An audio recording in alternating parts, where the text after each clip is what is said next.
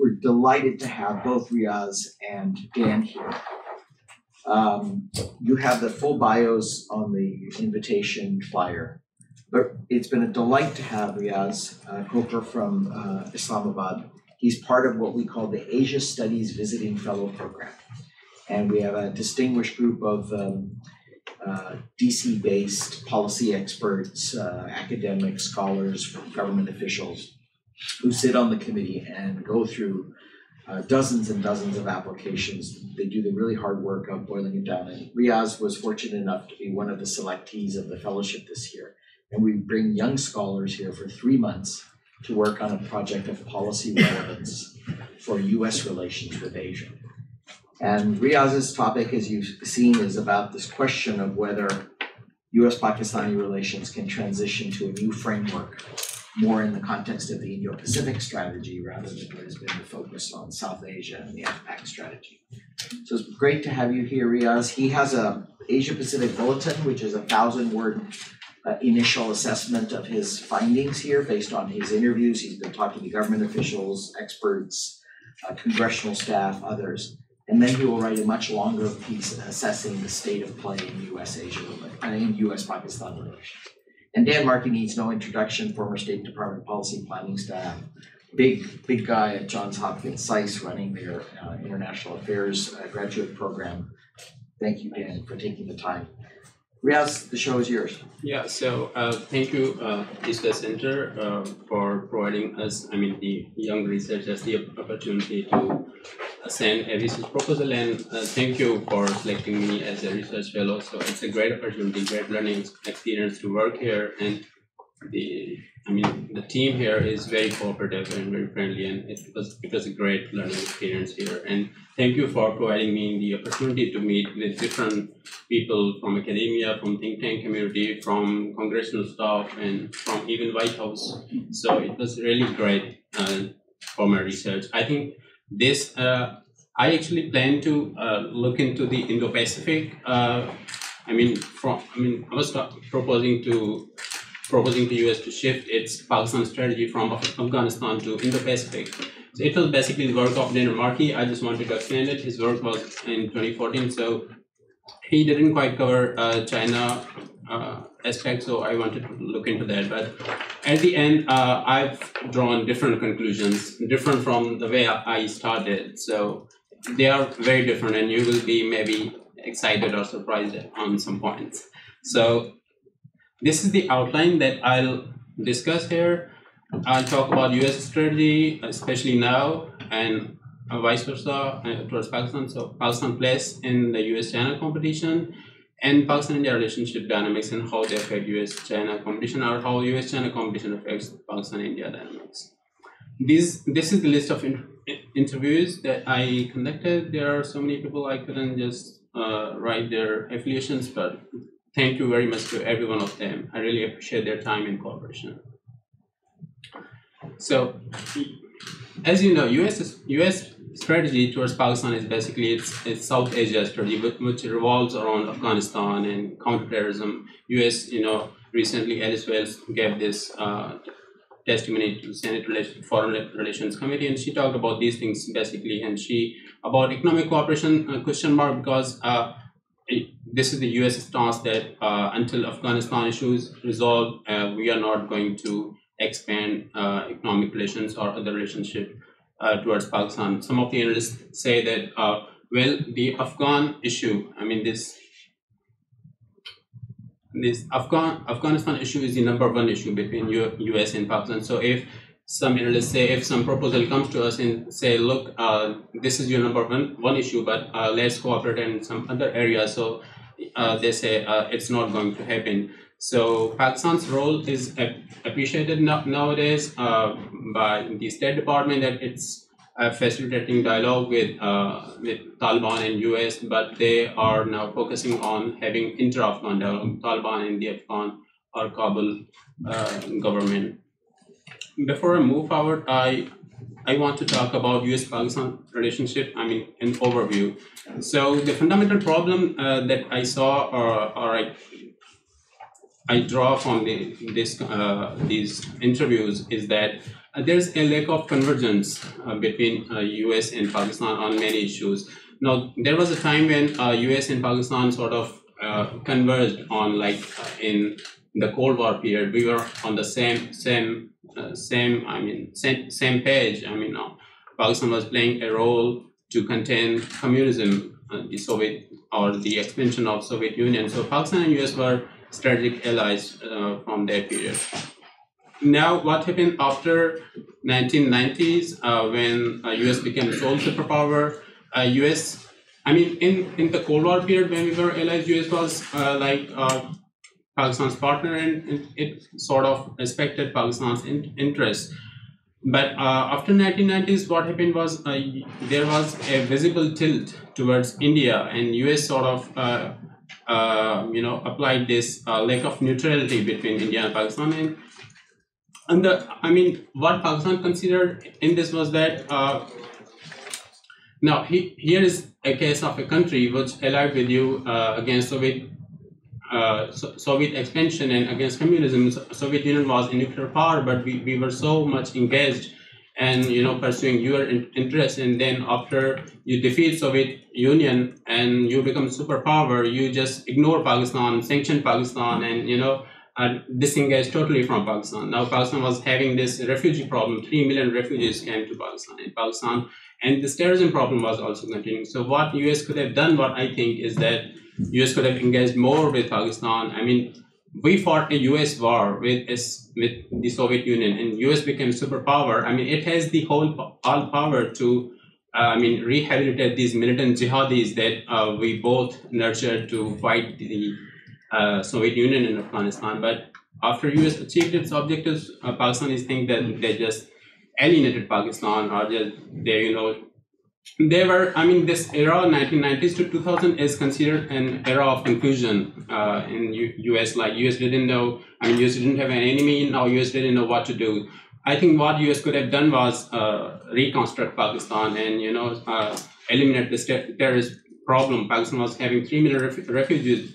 They could have been employed, somehow rehabilitated to society, and US could invest in Pakistan's democracy. We witnessed in 1990s that Pakistan's democracy was, it was very weak, and there was political instability in the country. US could have invested in that, and we could have been a very, very strong partner.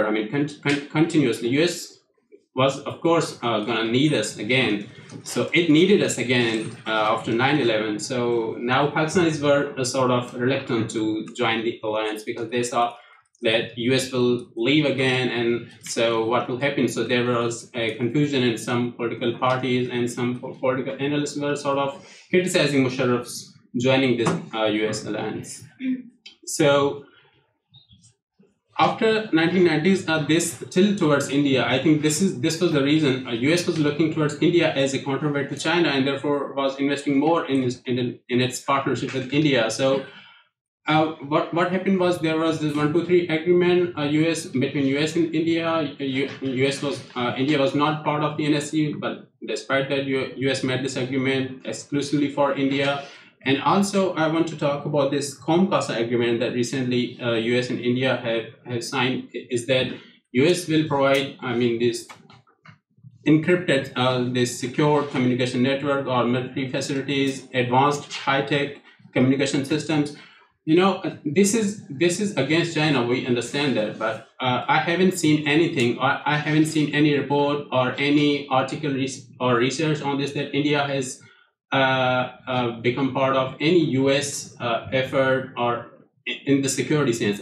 You can tell me in the Q&A session that India has been part of this regional security effort, or US effort in that. So, Pakistan understand that this US-India, this strategic partnership, in the event of conflict, India will use these systems against Pakistan. So this has created a lot of negativity in Pakistan's strategic community, and it is creating a problem. So this lack of neutrality of US towards Pakistan or towards South Asia is really creating problems. And Pakistan would like to have good relations with US, but would like to would not like this lack of neutrality on part of US. Now, coming back to this Afghanistan problem, we have had this for 18, 90 years as sort of divergence on many things. US didn't want to talk to Taliban. Pakistan wanted US to talk to these groups. They are important stakeholders. So now, after some 17, 18, or 19 years, now we are building a convergence. US is talking to Taliban, and Pakistan is sort of helping them in these negotiations. Now, Pakistan is considered that this is the only factor that is now sustaining the relationship, Pakistan's cooperation in this. So this mutual blaming game, I mean, this Donald Trump's tweet of flies in the seat was also part of the divergence that we had. Now, this is my proposal. What happens when the US leaves from Afghanistan? So what I gathered from different interviews was that many analysts, they said that for Afghanistan's stability and economic connectivity, US is going to need Pakistan. Now, there were some analysts, of course, they say that US will look into its primary interest in East Asia or Indo-Pacific region, and Pakistan's importance will just diminish. But some of the analysts which actually work on Afghanistan and work on South Asia, they consider that Pakistan's importance will be there, and Pakistan will play a big role in Afghanistan. And this is one of the US objectives. US doesn't want to see Afghanistan politically destabilized or become a safe haven for terrorists, so Pakistan will be there. And when US is going to disengage from Afghanistan, for example, Pakistan has the counter-terrorism capability that many analysts believe no other regional country has that. So Pakistan's importance will be there. So in this context, when US is sort of looking to East Asia or Indo-Pacific region, what some of the Pakistani diplomats and also those who work on Afghanistan, they thought that US can delegate this responsibility for counterterrorism in South Asia to Pakistan. I mean, from this Afghanistan to Sri Lanka, there's rise of IS and these jihadi networks. So if US is going to engage in East Asia or Indo-Pacific, US could just delegate this responsibility to Pakistan. And in that responsibility, what Pakistan thinks is that Pakistan needs some of the critical equipment for its effective counterterrorism and anti-sea operations. I mean, Pakistan on its own cannot have those capabilities. Well, Pakistan is having good relations with China and Russia for defense cooperation, but the equipment that US can provide is unmatched or unparalleled. So Pakistan wants. So I sort of look for these things that Pakistan and US kind of agreed in the past. I mean, US agreed to deliver this technology to Pakistan. I mean, these naval frigates, these Viper attack helicopters, which are actually most effective in mountainous regions. I mean, where these terrorists exist, and also miners, MRAPs vehicles, which I mean, to secure Pakistani soldiers from the improvised these explosive devices and these ambush attacks. And also, this was an interesting story in Larry Pressler's book about F-16s. I mean, US agreed, State Department agreed to sell these F-16s to Pakistan, but then there was another lobby group which sort of, this lobbied not to send to Pakistan. I mean, so due to Indian sensitivities, again, Pakistan couldn't get this. So Pakistan would like to have them. I mean, these are important, and Pakistani strategy committee thinks that if US can provide these things, these weaponry or these technology to Pakistan, it can generate a huge, it will be a great goodwill gesture. And also, some of the analysts thought that US can commission a memorial for Pakistani martyred soldiers and volunteers. This will send a great signal towards Pakistan that US respects their efforts in this war on terror. So, there are two schools of thought about importance of Pakistan beyond Afghanistan. Some of them think that it will diminish, and some of them think that it will be contingent on how Pakistan helps in Afghanistan. So, I mean, those who are optimists, they think that it will improve, like I've said previously, due to Afghanistan's stability. US will continue to need Pakistan. But some of them think that as US importance diminishes from Afghanistan, Pakistan's importance will also diminish. So if you talk about Pakistan, I mean, looking towards Pakistan, I mean, in Pakistan's perspective, it will be like, what's Pakistan's potential? Well, some of them think that Pakistan has 220 million population, and its economy, its energy and infrastructure, it really needs foreign investment. So, I mean, US U.S. did provide this Kerry-Lugar bill, which was this to develop non-military sectors or civilian sectors, but there was a large failure on part of not only U.S. government but also Pakistani government. They couldn't really, transfer this into some significant tangible products. So, there are some other issues in the. I mean, actually,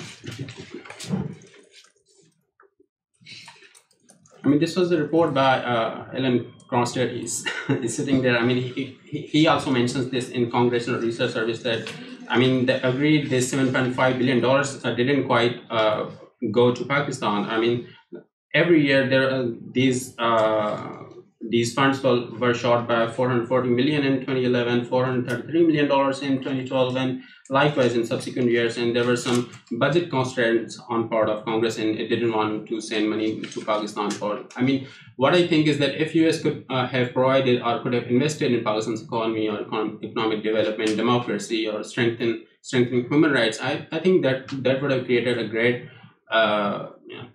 positivity in the relationship. And Pakistani society which thinks that US sort of always alienates or leaves us in the lurch after achieving its objectives could have been changed in society. I personally believe so, but there are different objectives of US, short-term objectives, I would say. Also, Pakistan's importance is there due to this geopolitical sense.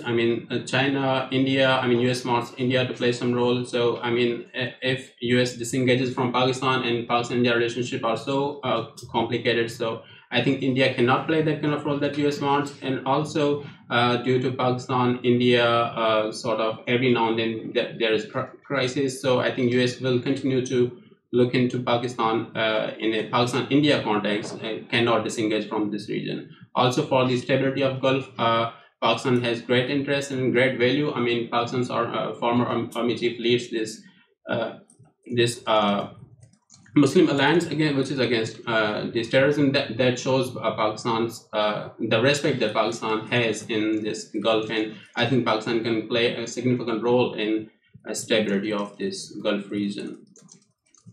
So now, this is the focus of East-West Center, the Indo-Pacific, and I think they must have been bored to listen to this Afghanistan and counterterrorism. So when I looked into these things as how can Pakistan be important, or how can Pakistan be a factor in this Indo-Pacific? So now U.S. analysts, those who I interviewed, these diplomats or from people from academia, this is obvious that U.S. is looking for counterweights to China. So in that, this is the fundamental point in Indo-Pacific strategy. And in that way, Pakistan's analysts think that Pakistan is a strategic partner of China.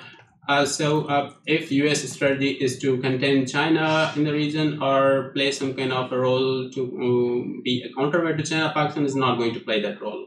Pakistan doesn't. It's not that it's only recently that Pakistan has had good relations with China. They are historical since since the independence, especially 1950s. So it's not that US left Pakistan, so now Pakistan just shifted to China. It's not like that. Pakistan-China relationship have a long history. The economic link in this relationship has only just started. Now we are spending after the CPEC in economy, but many people think that Pakistan is shifting to China because the US is not engaged or it's not happy with it. It's not like that. Pakistan-China relationship has a long history. So we are strong strategic partners. So if US thinks that Pakistan is going to play some role, or US is mentioning some issues with this relationship, so Pakistan thinks that it's not like that, and Pakistan can have. It's challenging, but Pakistan can have a strategic partnership with China. At the same time, it can have good relations with the United States, and it has mentioned its desire for that. So talking about the CPEC, I gathered that before this turned out to be more competition, there was some cooperation, and there were for many years US was thinking about this to invest. US considered that there are some serious economic needs in the region, and so US was thinking that I don't have so much money, so there can be any country which can invest in this South Asia or Central Asia or East Asia. I mean, this regional infrastructure. I mean, it didn't matter for US who can fulfill them. I mean, I talked to like Andrew Small works specifically on this thing. So he said that there initially US supported China's investment in Pakistan. I mean, there was some alignment of goals. I mean, US wanted this to develop Pakistan's economy, to invest in its infrastructure. So these are the goals that CPEC also wants to do. I mean, China also wants to do. So there was initial support on this. So there was this positive phase in the US stance on CPEC due to this alignment of goals. What's the problem? The problem is that when US tends to look at the Chinese investment from a strategic sense, then there's a problem. I mean, this is a top strategic rival of US, and it's making a major inroads of the CPEC in a country which has been a strategic ally of US. So this is a problem. I mean, so that's why, these Pakistanis, and before I go how Pakistanis think about that, I want to mention that these analysts who work on this CPEC or China, they think that this Pompeo statement of IMF that we will not let IMF offer these loans to Pakistan was more China directed, not Pakistan directed. So this also that US have some sensitivities regarding India's stance on the CPEC because it passes through this Kashmir. So US, Secretary Matters some years when he was Defense Secretary, he said that well, we have some problem with this because it goes through a disputed territory. So Pakistan also notes these things that US kind of takes India's stance on this CPEC. So I think these both things play out here. Not only anti-China strategy, also India sensitivities on this CPEC. So how Pakistanis think? Pakistanis think that it's a dead China strategy. I mean, as I said, US wants to compete with China. So whatever concerns US has now, they are more China directed, and US just wherever China invests, US is going to tell these countries this is going bad, don't do this, and try to magnify this problem. So I was talking to Andrew Small, and he because he know more about these things. So he said that this proverbial figure of $60 billion or $46 billion is just exaggerated. He said, and then I also noted on the CPEC website, you can visit the website and see that this CPEC investment in total is $18.9 billion. Now, this $60 billion or $46 billion may be a long-term plan, but currently all these 22 projects are there, and it's just $18.9 billion. So there's also a wrong perception about this thing. And I talked about this historical partnership with China is part of history. It's not just now that Pakistan and China have strengthened their partnership. So, and Pakistan also thinks that Pakistan's relationship with China are exclusive. I mean, they are not against US or against any country, because current government as well as previous governments have said to different countries that come and invest in Pakistan.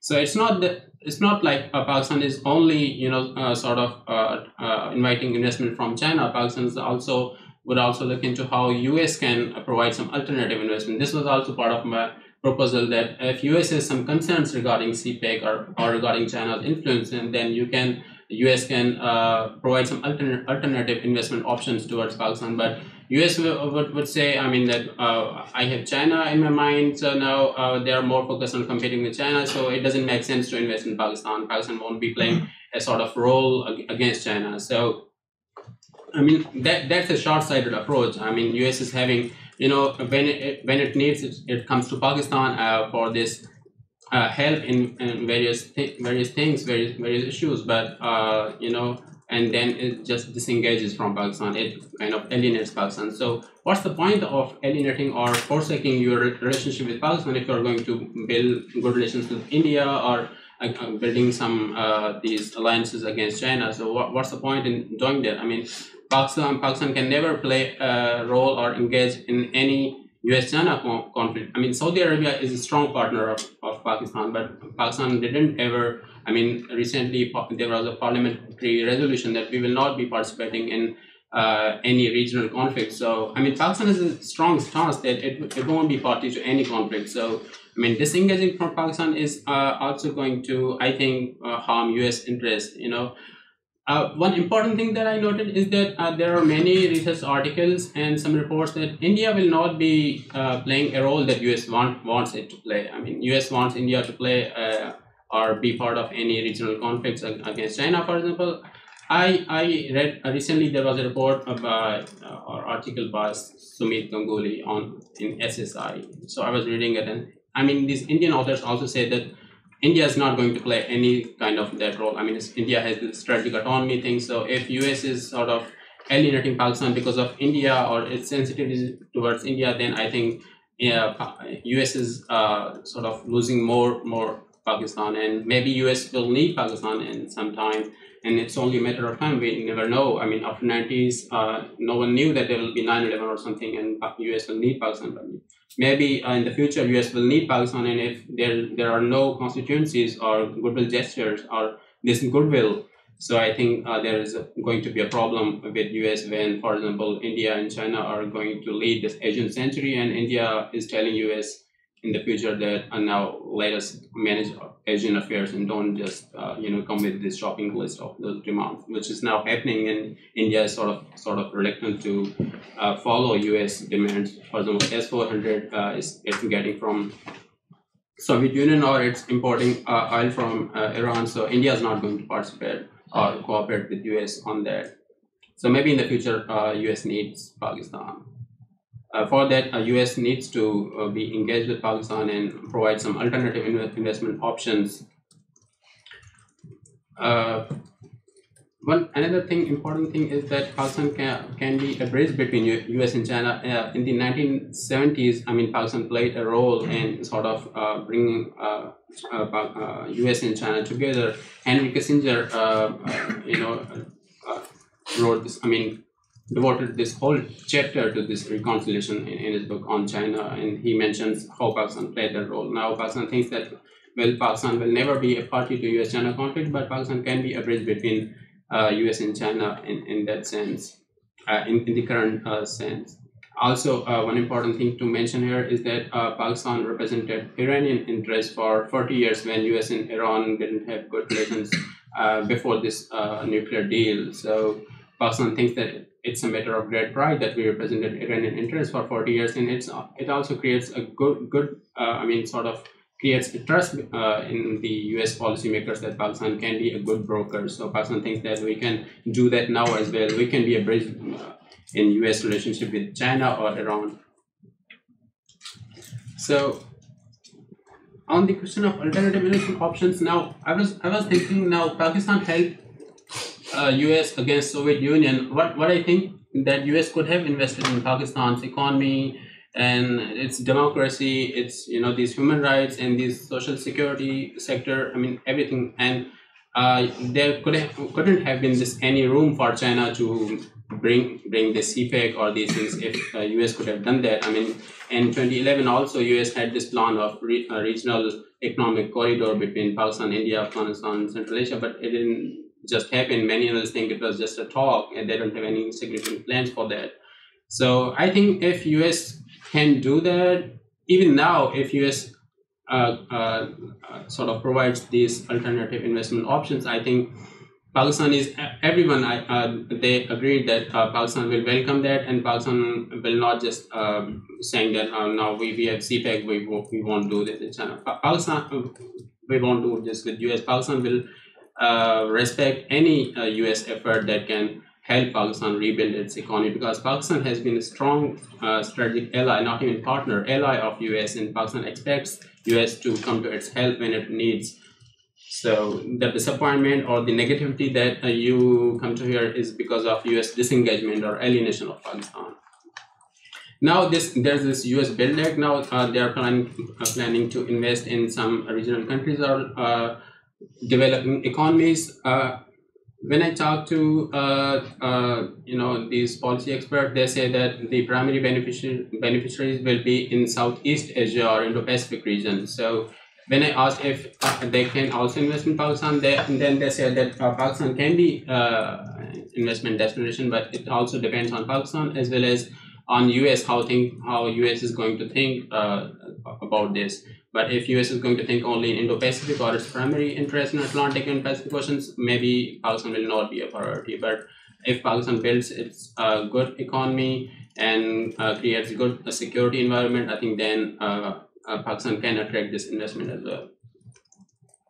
The last point in my presentation is this Pakistan-India relationship. So in this, because I mean, you cannot separate Pakistan and India from a US Indo-Pacific strategy or US China competition. So in this Pakistan-India relationship, I think Kashmir issue has stopped. I mean, I can look into many things, but due to this Kashmir issue, I mean, they haven't come together to talk or to cooperate on things.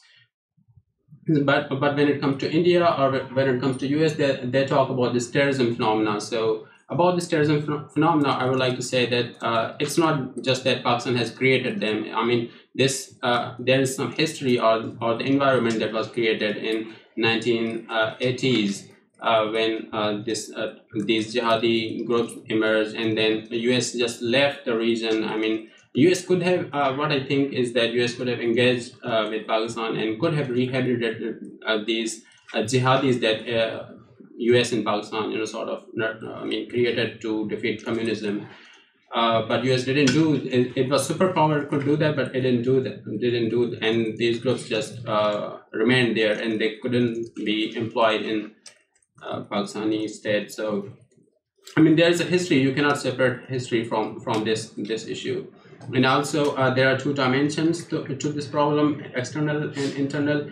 Now, external dimension is that it's not like you hear about reports that some groups, some individuals from Pakistan just went into Indian territory and attacked. It's not like that. And Pakistan and India have been talking about this intelligence cooperation. I mean, the National Security Advisors Nasir Janjua and Ajit Doval actually talked about this discrete and candid mechanism to cooperate or share intelligence. I mean, recently there was another Pulwama attack, and there was a senior Indian official who said that Pakistanis actually provided this information to India. India didn't do any action, and in the past as well, Riaz Khokhar mentions in his book in his chapter in the book by Stimson Center that.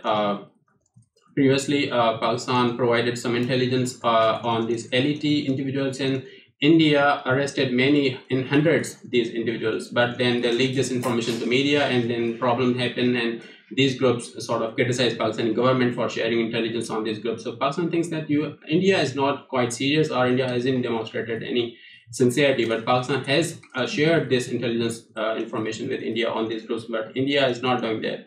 And India should keep this discreet and candid, and it shouldn't leak this information to media so that it can create problems for Pakistan. Now, there is another angle to this, is that there's strong evidence of India's involvement in supporting these Balochi rebels to not just create instability in Balochistan, but also hurt these CPEC projects. You must have heard about various attacks on CPEC projects or these hotels, and Baloch rebels were involved, and there is strong evidence. Kalbhushan Yadav is an Indian spy who just confessed to these things. So, and in internal dimension, many people talk about this conviction of terrorists, that these terrorists are not brought behind the bars and these things. This is a complicated phenomenon, this judicial process. I mean, recently, Indian court also bailed out the Samjhauta Express, those who were blamed for the Samjhauta train bomb blast. I mean, there were 3 people, they were just bailed out, and they confessed to their involvement in these terrorist attacks. And Pragya Thakur, she's now MP, Member of Parliament. She was also involved in terrorist attacks. So this court procedure is so complicated that Pakistan thinks that we bring this Hafiz Saeed, for example, to courts, and court just freeze them because of lack of sufficient evidence. And another thing, Pakistan tries to communicate to international community that it's taking so many actions. I mean, recently I read in an Indian newspaper that Indian government officials said that Pakistan has now taken serious action, and it has closed on 771 these madrasas that belong to these groups, but this international community doesn't consider it as a sustainable or credible action. So I would like to ask you, what would be the yardstick of taking serious action? I mean, serious action has to be arresting them and bringing them to court. It has always be like that. So what's the yardstick to show that Pakistan is serious in that? Now Pakistan has been saying now that we are serious. We will just Pakistan is arresting these groups and also closing down their bases. So it won't happen again. I mean, Pakistan is serious in that, and so international community should respect that. About transit of trade, do you have more time? Got a couple more minutes. Okay, I want to give time to Dan before, because the food is also arrived. Please. Okay, so about the transit of trade, this is an issue because U.S. should engage with Pakistan, India, Afghanistan, and Central Asia and try to create this regional economic corridor. And if it wants to sort of contend, for example, China or so I think there is a potential for this transit of trade between these countries, but unfortunately, if the U.S. is engaged in Indo-Pacific and it doesn't have any priority for that, then U.S. shouldn't, for example, criticize Pakistan for having these investments. Pakistan needs this infrastructure and energy investments and all kind of investments. So, Pakistan shouldn't be pressurized for that. And in this transit of trade, Pakistan is ready to provide India this transit route, but there are some issues with political issues. Is that it's a political issue. It's on part of the government. If it thinks it's good for them, it will do that. There are many countries regional partners of India with whom India doesn't have this transit of trade. So this is also a problem. And economic dimension is that until this Pakistan-India dispute is resolved, Pakistan cannot just open its transit routes towards India and say that you can conduct your trade with Afghanistan and sort of hurt Pakistan's comparative advantage. So there are two dimensions of this. And I talked initially about some American lack of neutrality in India's non-alignments. Conclusion points are the fundamental areas of interest will remain this Afghanistan and counter-terrorism. These are the conclusions that I drew from these discussions with various experts. And they also mentioned that Pakistan's economic stability and significant growth can attract investment from various countries, and so this is also going to be crucial in the coming years. And another conclusion that I drew from various discussion was that Pakistan will continue to remain non-aligned in US-China competition, and its partnership with China is not against US or anyone. Pakistan can have good relations with China, at the same time good relations with US. And also Pakistan-India peace comes before this regional stability. If US wants regional stability or regional connectivity, then Pakistan and India will have to come closer. Now, if Modi had this election hangover on his mind and he doesn't want to talk to Pakistan because he won this election on the basis of bashing Pakistan and this national security point. So I think if that election hangover remains there on Modi's mind, then I think progress cannot be made. So what I propose is that US should dehyphenate. You shouldn't dehyphenate India from Pakistan. It will harm American interests in the long term. India is not going to play the role that US wants it to play. So I think if US, there's no point for US to just alienate or forsake its relationship with Pakistan because of Indian sensitivities or because it's going to contain China. So that's all from my side. Thank you very much, Riaz. Thank you for listening to me with patience. No. It's very good to have those views, and I'm particularly informed by all of your interviews, as you said from the outset. So we'll take those up. One thing that really struck me is to better understand Pakistan's interests in the Indo-Pacific, quite outside the U.S. Pakistan bilateral, right, is what kinds of relationship Pakistan has in East Asia, as you know, with Indonesia, Malaysia. Yeah, Can we come back to that? Yeah, sure. I want to Okay. give Dan a chance to. Dan is going to make some comments. As I mentioned, food is here. So after Dan speaks, may I suggest we discreetly get something to eat and bring it back in for the Q&A and discussion. You want to take a break? Grab something? You want to do that? My worry about corralling everyone back in okay, here. then I'll go. Why don't we go, and if you want to step out and grab some food, please do so. I won't take it personally if you rush out for the food.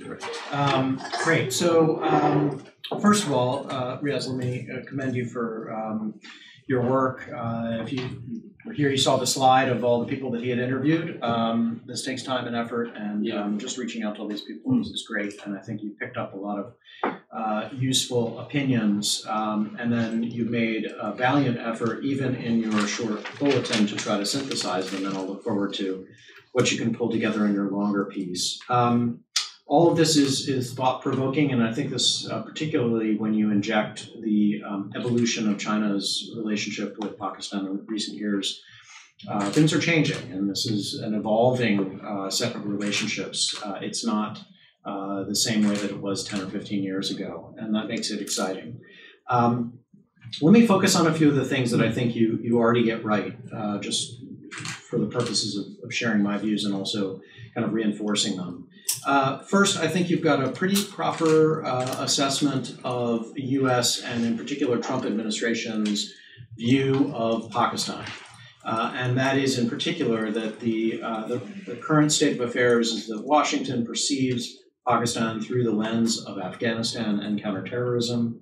And what does this mean that we don't see it through? That is, a Pakistan-specific or a Pakistan-centric view is not the dominant view here. Because we're not asking about Pakistan per se, we're asking about Pakistan in the context of other things. We also don't tend to, and I think you're right, place Pakistan into our Indo-Pacific strategy. It's not really a part of that. And we're not really all that focused on an economic, developmental, or democracy promotion agenda in ways that we might be, or might have been at various other points. So all that is pushed to the side. And I think you're also right, as you pointed out now, that Pakistan will be of lasting strategic significance to the United States, maybe in ways that are things we can't anticipate, but Pakistan, we know, is in an important part of the world, perhaps increasingly important, and it's a big country in and of itself, and it's a young country, and it's growing rapidly. So all these things make it important to the United States over the long term. I think you're also right that Pakistan itself would benefit if it could avoid becoming too entirely dependent on or aligned with China. That is, Pakistan probably would benefit from playing a more balanced role in this global competition. And you make some narrow points that I think are right. That is, the China-Pakistan economic corridor will probably be better if it is in fact a stepping stone for encouraging other outside investors or Pakistani investors, and not just left to be a China-Pakistan relationship. It is true, I think, also that if Pakistan gets entirely sucked into this U.S.-China competition, the global level, that has something to lose, particularly in terms of its relationship with the United States. And it would be better if Pakistan could try to, in fact, play both sides in this relationship. Pakistan also has something, this draws from some of our conversations, Pakistan has something to lose by signing up to a so-called China model of development, that is economic development plus political repression. Not democratic development. That is something that will harm Pakistan over the long term, and too close relationship with China could also harm Pakistan's own territorial sovereignty, which is something you don't point out, but I think it's worth recognizing. Now, the paper's also right that the United States and Washington right now has genuinely mixed feelings about China's role in Pakistan. It's not all positive or all negative. So, on the one hand, Chinese economic investments and infrastructure development could spur growth, and ultimately that economic growth could contribute to political stability and security in Pakistan.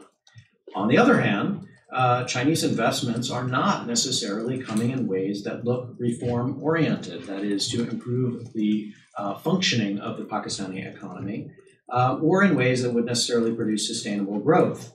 So you're not necessarily getting the imparting of technical capacity along with physical investment. And so these kinds of critiques that you get from the United States and from this administration in particular about debt trap diplomacy and other things that we find across the board in Belt and Road Initiative projects also could be applied to China. We have concerns about these things. Now, if we had a third hand, we would have to point out that the United States also has sort of long-term concerns, or at least considerations, about what it means to have a China physically present, or more physically present, in Pakistan than it has ever been in the past. And in particular, we have to ask questions, if we're thinking about a global geopolitical competition, about the meaning of China's overland access through Pakistan to the Arabian Sea, at Port of Water or at Karachi or otherwise.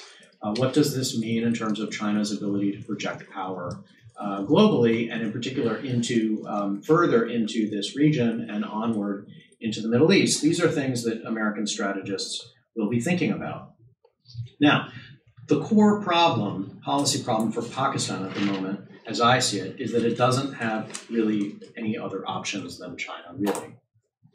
China is its principal new investor, its principal donor, its principal military patron at this moment. And the ideas that you pointed out in the paper about how maybe Pakistan could win over the United States or win back the United States, you recognize as being unlikely to succeed. And I think that's right. They are unlikely to succeed, at least in the near term. The paper notes that possibly Pakistan could invite the World Bank to review China-Pakistan economic corridor projects for viability, or Pakistan could reject the role of Huawei in developing Pakistan's communications infrastructure. Again, both of these, I think, would be reasonably well received in Washington if they were noticed at the highest levels, but I don't think they would necessarily, first of all, I think they're quite unlikely, and they may not even, if they happened, turn the tide. Beyond that, Pakistan's current leadership is pretty clearly in bed with China, deeply involved with China, and in tight coordination and communication with China. Not all bad, but pulling that apart seems unlikely. Also, Pakistan's top leaders are quite skeptical of and frustrated with the United States. So the notion that they would want to recalibrate in the way that you're suggesting, and in fact I think would be smart over the long term, just at the moment seems unlikely. And they're not going to get a lot of love from the Trump administration if they were to try to do so, so they'd be pushing against a closed door, at least at the moment. Now, given that if you were to accept that observation, that this Pakistan is closely tied to China, it's unlikely to find an appealing way to reach back to the United States and balance this dependency on China. The question then is, could Pakistan find other, perhaps indirect approaches to balancing its place in the global order? That is, could Pakistan reach out to Europe, to the extent that it's separate from Europe now, to Great Britain, to Japan, to other states that you just mentioned, a few in Southeast Asia. These states are, at least compared to the United States, much less concerned about just what's happening in Afghanistan or fixated on counter-terrorism, and have wider array of interests, and may have, in the case of Britain in particular, more direct concerns about what's happening in Pakistan as well. And it's conceivable that improved ties between Pakistan and these states could send a positive signal back to Washington too. So indirectly rebalance a relationship with Washington. And then there's the question of India. It's clear, and I think you pointed this out, Prime Minister Modi has demonstrated that he's willing to take a much more risk-acceptant approach to Pakistan, both strategic risks and tactical risks in dealing with Pakistan. We saw this in the last round of cross-border fighting, which included Indian strikes, airstrikes, inside of Pakistan proper, quite unusual. But one question that raises is whether perhaps Modi's re-election and striking success at the polls might open the door to some sort of India-Pakistan reset. That is he confident at this moment and may have less domestic political reasons to kind of take a tough line with Pakistan? So that's not a question that I can answer, but I think a question that should be focused on. Now, the India issue is critical in other ways as well, and it was less evident in your paper, more evident in your presentation. It is very hard to miss the fact that the United States has shifted and has really developed closer ties with India, and that this is a major change that's taken place at least over the past decade. And as that's happened, the U.S. relationship with Pakistan has deteriorated. Now, this is part of a longer history, and you alluded to some of it, but I would have characterized it slightly differently. I would have pointed out that in the 90s, and in many periods before that, the U.S. relationship with India was actually hamstrung or paralyzed by its concerns about the India-Pakistan tensions, hostilities. That is, Washington was caught up in the hyphenation of India-Pakistan. And it was only in the early 2000s that Washington made a very conscious decision to so-called dehyphenate, and that is pursue independent relations with both India and Pakistan and try not to be hamstrung or paralyzed by their competition. And as a side note, that effectively put the United States more or less out of the business of trying to help India and Pakistan reconcile themselves. And we also, at moments of crisis, got involved. But we weren't as willing or as eager to invest in the India-Pakistan normalization as we would have perhaps in the past, because we effectively didn't want to allow that to stand in the way of a relationship with India. We saw that as potentially detrimental. And now I would say Washington has gone even one step further. That is, the U.S. goal of helping India achieve its great power status of, as you put it, and I think rightly, to become an Asian counterweight to China, has led Washington to see the India-Pakistan relationship and their hostility as principally Pakistan's fault, and to focus and to effectively take India's side in this relationship.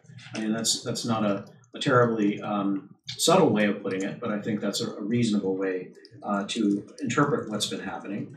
And so, more or less, Washington has been willing, certainly more than in previous years, to follow India's lead when it comes to managing its relationship with Pakistan. Now, if Pakistan continues to have a disastrous relationship with India, and that's where I would say it is right now, this raises the question, does Pakistan think it can make itself attractive to global investors and to building global relationships under those circumstances? And I would say, you have a concern, and maybe not. This is a very difficult place for Pakistan to be. I sometimes wonder, however, if leaders in Pakistan, at least some of them, have actually reconciled themselves to the idea that they are now a part of a different club of states, that they are friendly with China, increasingly friendly with Russia, will continue to have ties with countries like Saudi Arabia, even Iran at the same time, and are more or less in this vague, not necessarily anti-Western, but not necessarily pro-Western part of the world. And that's how they have to live with looking forward, that they will not make themselves attractive to the United States. Another question, have Pakistani leaders started to appreciate that their closer relationship with China has actually, in some ways, exacerbated their security problem with India, has made them less secure with respect to India? Now, this is counterintuitive, because Pakistan's desire to be closer with China is principally driven by the idea that China is an external balancer, a powerful friend who will help them deal with a big India as a neighbor. That's the principal motivation for Pakistan to draw closer to China. But isn't it possible that Pakistan's closer ties with China are actually making India more nervous? Not just more nervous, but more inclined to stand up to Pakistan and to take more risk-acceptant approaches to dealing with Pakistan, because it sees Pakistan now as an extension of China. Every time India is dealing with Pakistan, it sees it as needing to stand firm against Pakistan, maybe even accept greater risks, as it did several months ago in dealing with Pakistan, so as to show China that it will not back down. Now, so I don't, again, say that that's necessarily an answer, but I perceive that some of that is happening. India has to be perceived as tough with China, and Pakistan will pay a price for that. And the question is whether Pakistan is willing to pay that price, still perceives its relationship with China as, on balance, more valuable. Let me conclude by saying all of this is to say Pakistan is in a really tough spot. Unlike your presentation, I would diverge and say it's a tough spot that is largely of Pakistan's own making. This is not an American, this is not because of steps the United States has taken, although there's some blame there. This is principally Pakistan's own choices. And because of that, Pakistan's tough spot right now is also not a spot that's going to win it a lot of sympathy here in Washington. And I think you probably heard that in your interviews around town, maybe again and again as you smile. So anyway, I commend you for a smart and thoughtful review, and I look forward to the discussion. Dan, thanks so much. That was a particularly interesting point about the counterintuitive, the idea of China as a helpful friend for Pakistan, but actually exacerbating. And I would venture to assess that some of that algorithm depends on the U.S. And since the U.S. China relationship has changed so much, I think India has a little bit more running room on being forward, on seeing it as an extension. So I think that links very nicely. We have about 25 minutes for discussion. The ground rules for an online program such as today that's being live streamed is very simple. Please identify yourself and raise a comment or question to either or both panelists, and we'll go from there. I remind you again, I am sorry for the delay on the lunch service today, but it is available out there if you want to get to it. Let me stand with Stanley Cobra in the back and work my way around. Sir. It seems to me we're spending too much time Stanley, introduce yourself to others, please. Oh, Stanley Cobra, and I'm now retired and just going to be spun It seems to me we're spending too much time on U.S. China and India. What now is the focus is Iran and the U.S.-Iran confrontation. I was impressed by an article by Javed Berki, a Pakistani former vice president of the IMF, in the Pakistani press earlier this year, and he discusses the implications for Pakistan. Iran's retaliatory action would probably pull in Saudi Arabia. The kingdom would be tempted to use its formidable air power. What would ensue is a long, drawn-out struggle that would split the world of Islam. And that obviously would directly and indirectly hurt Pakistan. It seems to me if we're going to discuss U.S. policy in the region, we have to discuss, in light of current events, the implications of U.S.-Iran. Let's put that on the table. Let's discuss, but let me take a couple more, okay, just for time. Yes, sir, you were in the front. Thank you, Raghuveer Goya, I'm a journalist in Washington, India, Globe, and Asia Today. Thank you for your input, sir. As a journalist, I have heard these comments many times from the Pakistani officials, including ambassadors and foreign ministers. And you have done a great job for Pakistan. My question is here that this week or last week, reports about Pakistan have not been very good in the White House, State Department on Capitol Hill, and also as well as a human rights report and trafficking report, and also Pakistan have not said anything about the millions of Muslims inside China being under attack or atrocities against them, which the US have been speaking about, including President Trump. My question is that even IMF loans and US billions of loans have been forgiven by the IMF and US in the past. What is the future that under Prime Minister Imran Khan, which is a different role that he have come from, just like President Trump? So how he can move forward, because he's a great person, great man, and could be a great Prime Minister of Pakistan. And as far as finally how he is going to approach India-Pakistan relations. Thank you. Great. So Iran on the table, and then how current Prime Minister of Pakistan will approach India-Pakistan. So, when to start? About this Iran and Saudi-Iran conflict, I would like to mention that there was some request of Pakistani troops to be deployed in Yemen. I mean, Saudi Arabia was fighting against these young new rebels. So now Pakistan's parliament, I mean, Pakistan is a democracy now, well-functioning democracy. Now Pakistan's parliament made a resolution that we will not send our troops in Yemen to fight another country's war. So in any future conflict between Saudi and Iran, Pakistan would like to play some kind of role where it can actually help stabilize the region or help avert this conflict, but not be a party to any regional conflict. Pakistan has learned a great lesson from being a party to a regional conflict. So Pakistan won't be part of it. I mean, Pakistan's democracy, democratic leaders will oppose this idea. And about this, India, Pakistan. You mentioned about there are various reports about Pakistan's these human rights, and Pakistan hasn't talked about Muslims, how they are being treated in China. So it's interesting because there was also Pakistan has had some problems on this human rights or minority rights issue. But recently, if you have noticed, there was this Christian girl that was actually caught up in this blasphemy, this issue, and the court convicted her. Court said she's not guilty of the crime. So I think courts are independent; they are working very well. I think so. These judgments mention that show that Pakistan is pretty much doing its work on these human rights or minority rights and how you play. And about how the way Muslims are being treated in China, well, there are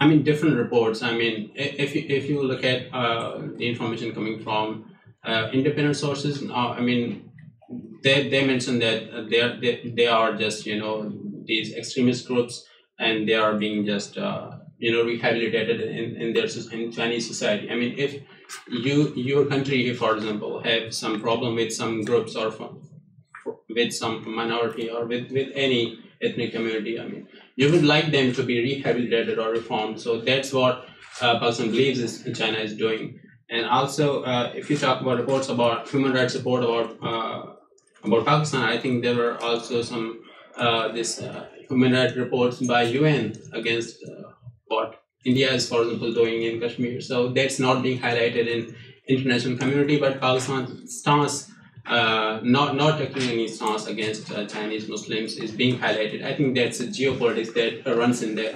Whatever India does in Kashmir, it's not being highlighted or not being taken an issue. But whatever some other country does or Pakistan doesn't take a stand, gets highlighted. So, and about India, Pakistan, and how Prime Minister is going to play. Prime Minister, even before the Indian elections, Imran Khan and also Pakistan's Army Chief General Qamar Javed Bajwa, he also proposed to India to sit together and let's have this dialogue. And now in the background channels as well, there has been these NSS dialogue on this terrorism issue, and they are talking about intelligence cooperation and all that. And Pakistan has been forthcoming in that, offering India to come and sit together and let's talk on terrorism, let's talk on Kashmir. But on Modi, this election hangover is there. I don't know, he won this election by bashing Pakistan, so I think he's not even talking to Prime Minister on some neutral forums like they met in SEO conference. They didn't just talk because Modi doesn't want to hurt his constituencies. That's my message. I'll just be really brief and observe the first question regarding the Iran role. I think it's right in the way that it was posed as how the situation with Iran unfolds would have significant implications for Pakistan. And I would just play it out a little bit further, which is to say that of the various concerns that, say, within the U.S. government we might have about Pakistan's stability, at the top of the list, ultimately, if you boil it down, is the unity of the Pakistani state. And the unity of the Pakistani state, in many cases, boils down to the unity of the Pakistani army. The Pakistani army is not sectarian, that is both Sunni and Shia. And you could imagine rifts within it being exacerbated. Many of those rifts are managed reasonably well within Pakistan. But Sunni-Shia sectarian struggle of the sort that you're describing, a protracted war between Iran and Saudi Arabia, would only make it that much harder for Pakistan to manage this. And of course, as Riaz has pointed out, Pakistan would have every incentive to basically sit that fight out. and to avoid being implicated on one side or the other, and to look for opportunities for kind of bringing those sides together. But Pakistan wouldn't have a lot to say, and the way I see it, the prevailing winds of the sectarian divide would sweep over Pakistan in very dangerous ways. So if you're looking for one more reason to want to avoid a war with Iran, I think this is a reasonable one. I think we already had enough already. One just point on the Uyghur situation in China. Look, Pakistan is not alone within the Muslim world of avoiding chastising China on what is frankly much worse than simply a minor human rights abuse. It looks increasingly these campaigns of basically corralling Uyghurs and putting them into so-called re-education camps. This is a huge problem, shouldn't be understated. But Pakistan is not alone in not saying anything about it. The Saudis, for instance, refuse to say anything about it, criticize China. They take a similar approach. So those who are looking not to upset China will find ways not to. And even when they see Muslims suffering, they'll look the other way. What does that tell you? Yeah, it comes back to geopolitics. These countries recognize that the significance of China to them, and they don't want to upset that. And they recognize the costs of criticizing China will not be minor. And there are certain red lines that China will not allow its friends to cross. So Taiwan, and now Tibet, the Uyghurs, and a few others, if you want to stay on China's good side. This is a reality, and I think it's an unfortunate reality because this isn't going away. There's lots of questions. We have 15 minutes, so let me take the next batch. In order not to be accused of being a leftist, I'll take Alan and Sir right here. Thank you. Alan Cronstedt, Congressional Research Service. Thanks a lot for this. I think it's a very worthy project you're on here. And thanks to Dan for some very coherent comments. I guess I have more of a thematic comment that you can reply to if you like, rather than a question. But it seemed to me during the historical review, it came to seem self-serving of a Pakistani perspective, largely through omissions. But one of the things I think you said is that Pakistan was fighting for U.S. interests. I think it's important to clarify that all along, Pakistan is acting in what they determine to be Pakistan's interest. And that at times that there's some confluence or convergence with what the United States is doing. So Pakistan has made a calculation historically that's in its own interest. And so in that respect, to paraphrase, I mean, it might be more worthwhile to ask, for the purposes of your project, not what the United States can do for Pakistan, but what Pakistan can do for itself. And in that respect, I caught this sentence from this piece here: if Pakistan wants to remain non-aligned and not be seen under China's influence, I think that train has left the station. I mean, I think we are in that situation now. And as Dan suggested, these could be meaningful, declining the Chinese network or bringing the World Bank in on CPEC. Well, I'm not sure they're extraordinary actions as described. And one of the things that didn't really get mentioned in your presentation was three groups: Haqqani Network, Lashkar-e-Taiba, Jaish-e-Mohammed. I mean, I think, especially I work on the Hill, so from a congressional perspective, yes, it's still true that Pakistan's conceived in relation to Afghanistan, but it's also increasingly, and maybe even more importantly in the long term, just perceived as an antagonist of India. And there's, as you're aware, there's a lot of warm feeling toward India for strategic purposes on the Hill. So actions that Pakistan could take that come to mind for me is expressing a seriousness about tackling some of the sociocultural trends in Pakistan. And it's frustrating for Americans to get the kind of whataboutism of like, well, there's saffron terrorists, or look at how India is treating its Muslims or people in Kashmir. I mean, yes, those are legitimate problems, but it just comes to seem like a deflection from Pakistan. Pakistan has plenty of problems in this area. So things like de-radicalization or really convincing substantive crackdowns when it comes to radical madrasas or some of these groups, I would suggest that that's the kind of thing that would get attention in Washington. Right. Sir, can we take you, and then we'll ask to respond. I'm Peter Humphrey. I'm an intelligence analyst and a former diplomat. You're living with two fantasies, and with those two fantasies, there's essentially zero chance that the U.S. will embrace Pakistan fully. One of those fantasies is, of course, that we can blow off the suffering of 2 million Muslims in China and not say a word, not criticize. Do you know what would happen if the United States locked up 2 million of its Muslims here? And the purpose of locking them up is not retraining for their careers. It's to de-Islam them.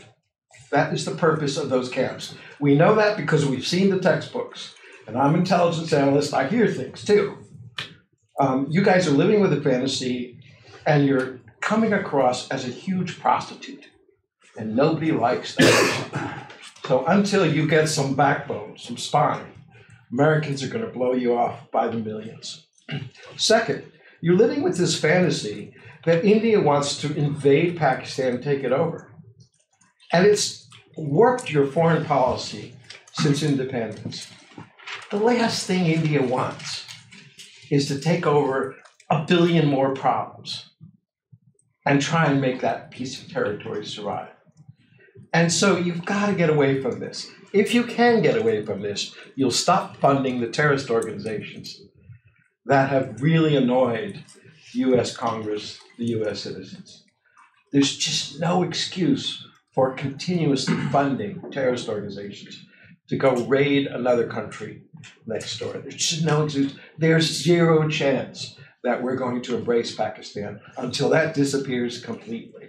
So get a little backbone on how China, your good buddy, is treating Muslims, and you being the most Muslim country in the world, and dump the terrorists for once and for all. Then maybe we can look at Pakistan's strengths and invest and back that country to the hill. But nothing's going to happen until those two things disappear. It's sort of 3 reform questions, 3 kinds of reform that Pakistan might take. What might be your responses, Riaz?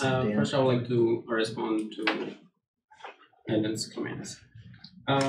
You talk about these existing social cultural trends. I mean, you talk about this extremism in Pakistan and this radicalization. So you are seeing what Pakistan can do for itself. I mean, Pakistan has enacted its National Action Plan. I mean, and Pakistan has been taking these actions. I mean, if you have noticed, I mean, if I say that Pakistan has closed down these and this number of madrasas and locked up the leadership, maybe you won't believe me. But an Indian official on the newspaper website, I mean, he mentioned that Pakistan has closed down 771 madrasas, and this is serious action that Pakistan has demonstrated now. So this is the action that Pakistan has been taking, but it doesn't get traction in the international community. So that's a problem, and that's a problem, I think, in geopolitical sense as well. And on the aspect of this. Pakistan also has this intelligence cooperation with India. I mean, I mentioned in my presentation that Nasir Janjua and Ajit Doval, national security advisors, they made this cooperation and this discreet and candid discussion on this issue of sharing information on terrorists. So in the past, this is Stimson Center's book. I mean, I'm forgetting its name. They mentioned in one of the chapters that Pakistan provided information to India on various these groups, and India actually apprehended hundreds of these individuals related to these terrorist groups. But then it doesn't get mentioned anywhere. Pakistan doesn't get. Why are you still funding them? Pakistan is not funding any of this group. Pakistan has closed down. I'm an intelligence analyst. Okay, let's Riaz finish and get Dan's input. This is subjective always. I mean, social science is always subjective, and nothing's true. So, I mean, it's your opinion, maybe. No, it's watching the financial transfers. It's watching the intelligence. It's his fault. He hasn't seen that data. So excuse him for that. Sorry for that. But you talk about these fantasies that Pakistan lives with. I mean, India will attack. I mean, I haven't seen any of, whatever India possesses, I think its force deployment, its nuclear program. I mean, now in the recent conflict, India came with this moved its submarine, which can carry nuclear weapons, and try to attack Pakistan with missiles. I mean, these are serious threats to Pakistan security, and you say these are fantasies. So that's really problematic for me. I mean, I can digest that view. I'm sorry. You think India wants to take over? Peter, Not take over, I mean, but there are security problems. Peter, let Dan come on in. I don't have a lot, but I'm just on Alan's, you know, I've entered into a phase where I'm less and less confident that states are capable of engineering the sorts of broad social efforts to tackle problems like extremism within them. So does that mean that Pakistan could do more? But they still could do much, much more, right? And it's all the things we've been talking about for now decades. Everything from education and development at the kind of long-term end to law enforcement and security operations at the near term. I mean, all of these things could be done more. But I'm looking around the world and I'm seeing extremist groups and politics on the rise, not on the decline. And I'm seeing these types of ideas harness new tools, whether it's social media or otherwise, or mobilization in ways that are worrisome. And I'm seeing the United States, if anything, looking the other way or in retreat or having its own problems. And I'm seeing a China that's more or less willing to play ball with just about anybody on different terms. So, I mean, I hate to be such a downer, but the prospects of Pakistan tackling these issues now look less, in a serious, sustained way of the sort that you're describing, look less likely now than they did a decade ago. And that's true, I think, in other countries as well. No, I hear what you're saying. I would just quickly add, though, that if you remove the 10 years ago, it was all about Afghanistan, the U.S. effort in Afghanistan. Pakistan can be a little more, potentially be more self-reflective when the U.S. isn't hyper-focused on what's going on there. Could be, but the resources are also diminished. And the support is also not there, at least not from us. So that's a very interesting point about the supply and demand for that resiliency and reform capability. Because on the one hand, it could be an internal factor of the supply of resiliency within because of the state construct. But more importantly, what you're suggesting is because the U.S. is not offering it or pushing it, and China is offering, if you will, in this case, a different model, which is not pushing it, it leaves a lot of there's less demand for it. I would emphasize the global character of this. This isn't just a Pakistan. Of course. No, of course not. Okay, 3-4 minutes. So you, sir, in the jacket, and you, sir, in the front. It'll be the last two questions, please. Sure. I just wanted to jump on this terror financing. Introduce yourself, please, sir. Tanya Pushakyan, Hindu American Foundation. There was actually a report this morning that Pakistan is about to be blacklisted by the FATF, which tracks and monitors terror financing. And they said, quote, it's because Pakistan does not either appreciate or chooses not to acknowledge the transnational transport or terrorist financing risk they face. And I think that's emblematic of what the gentleman here was mentioning. So, and I'm going to tie that to what Dr. Markey said, because to summarize or paraphrase, it sounds like you're talking about failed states. There are more and more failed or failing states in the world than there are successful states. Would it be fair to qualify Pakistan as a failing state given its economy right now and their resilience to stopping terrorism financing? Thanks for your question, sir. My name is Khalid Hashmani. I'm a former East West Center grantee. Oh, you're most welcome. Thank you, and I'm a Pakistani American, Great. Local here. My question is that very interesting calibration of Pakistan's relationship with China, USA, or West, as well as Middle Eastern countries, and including Malaysia, just was demonstrated very recently, and none of you have touched because it demonstrates the changing the relationship and who's promising, who's come to rescue. Pakistan, as most of people know, is under serious financial constraint, particularly because of the former government's corruption and whatever. So, Prime Minister, who had said I was commit suicide instead of going to IMF, he went through many state capitals of the world, including China a couple of times, Saudi Arabia, Malaysia, UAE, and Qatar. And then obviously, finally, IMF.